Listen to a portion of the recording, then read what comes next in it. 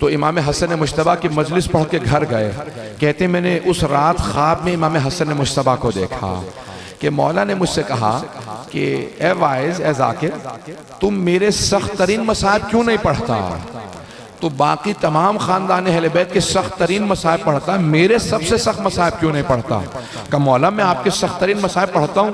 مولا میں آپ کے رونے والوں کو بتاتا ہوں ایک ہی تو امام ہے جس کو جب زہر دیا گیا اس کا کلیجے کے ٹکڑے باہر آ گئے.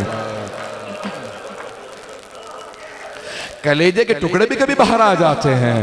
امام کے کلیجے کے چھلنی، کلیجے کے ٹکڑے ہو گئے تھے.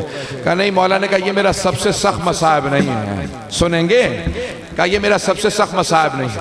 کہا مولا میں آپ کے رونے والوں کو یہ بھی بتاتا ہوں کہ ہمارے ایک امام ہیں جن کا جنازہ گھر سے گیا اور کچھ ہی دیر بعد گھر واپس آ گیا. کبھی جنازے بھی گھر واپس آتے ہیں. کوئی رونے میں بخل نہ کرے. آج جناب سیدہ سے کہے گا بی بی آپ کا کون سا ایسا بیٹا ہے جس پہ ظلم نہیں ہوا؟ اجرکم اللہ. ایک مرتبہ امام حسن مجتبیٰ نے کہا نہیں یہ میرا سب سے سخت مصائب نہیں ہے. کہا مولا میں یہ بھی آپ کے رونے والوں کو بتاتا ہوں کہ ایک ہی امام ہے جس کا جب جنازہ گیا نا تو تیروں کے ساتھ واپس آیا. امام نے کہا نہیں یہ بھی میرا سب سے سخت مصائب نہیں. کہا مولا میں یہ بھی بتاتا ہوں کہ جب کسی کو لوگ باہر اذیت دینا تو وہ گھر میں آتا ہے، گھر میں سکون ملتا ہے.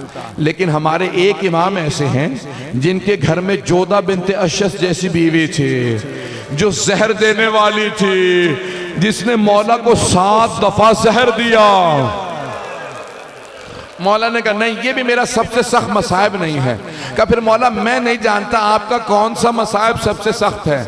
امام حسن مجتبیٰ نے کہا اے واعظ اب جب تو میرے رونے والوں کے سامنے جانا نا تو میرے رونے والوں سے کہنا حسن مجتبیٰ نے کہا ہے میرا سب سے سخت مصائب یہ ہے.